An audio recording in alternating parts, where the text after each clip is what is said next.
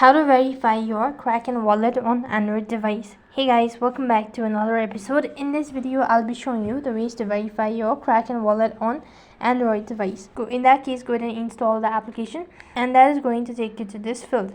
So here, go ahead and press the account center and start creating your account if you've not.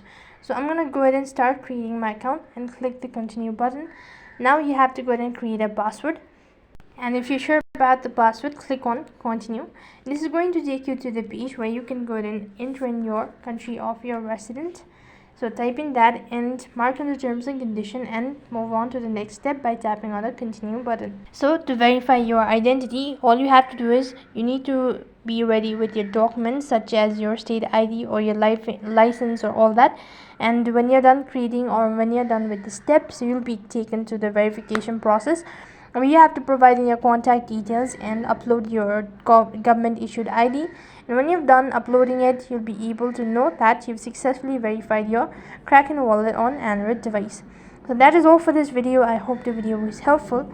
Make sure to like, share and subscribe to our channel. Thank you for watching. See you in the next video.